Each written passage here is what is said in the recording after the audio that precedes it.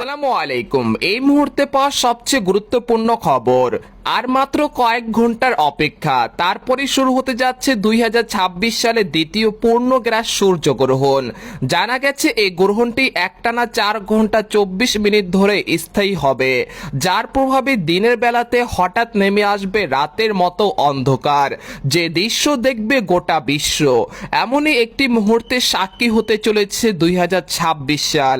তো এই সূর্যগ্রহণ বাংলাদেশ ও ভারতের সময় অনুযায়ী কখন শুরু হবে এবং কখন শেষ হবে, এ বিষয়ে আরো বিস্তারিত জানতে হলে ভিডিওটি সম্পূর্ণ দেখুন।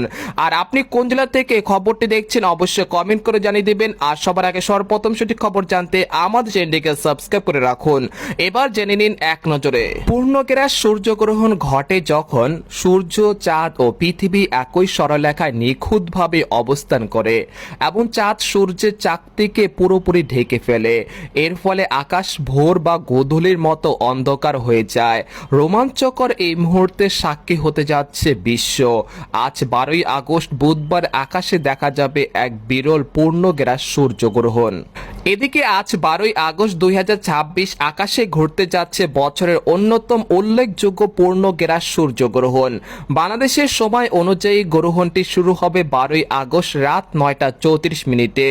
সর্বোচ্চ পর্যায়ে পৌঁছাবে রাত 11টা 47 মিনিটের দিকে এবং গ্রহণ শেষ হবে 13ই আগস্ট রাত 1টা 49 মিনিটে। ভারতের সময় অনুযায়ী এই সূর্যগ্রহণটি শুরু হবে রাত 9টা বেজে 4 মিনিটে।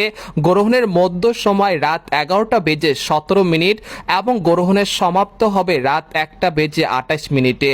পূর্ণগ্রাস পর্যায়ে সর্বোচ্চ প্রায় 2 মিনিট 18 সেকেন্ড স্থায়ী হতে পারে এই সূর্যগ্রহণ।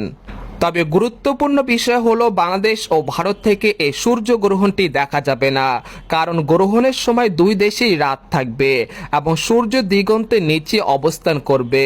পূর্ণগ্রাস সূর্যগ্রহণ দেখা যাবে গ্রিনল্যান্ড, আইসল্যান্ড, উত্তর স্পেন, পর্তুগালের কিছু অংশ এবং উত্তর রাশিয়ার নির্দিষ্ট অঞ্চল থেকে। এদিকে আজ সূর্যগ্রহণ উপলক্ষে মুসলমানদের জন্য গুরুত্বপূর্ণ কিছু আমল রয়েছে। সূর্যগ্রহণ শুরু হলে সালাতুল কুসুফ বা সূর্যগ্রহণের নামাজ আদায় করা, বেশি বেশি দোয়া, জিকির ও ইস্তিগফার করা এবং সদকা করা উত্তম। হাদিসে সূর্যগ্রহণের সময় নামাজ ও দোয়ার প্রতি গুরুত্ব দেওয়া হয়েছে। তবে বাংলাদেশের আকাশে দেখা যেতে পারে আকস্মিক উল্কা বৃষ্টি, তাই আকাশ প্রেমীদের জন্য এটা একটি সুসংবাদ হতে পারে।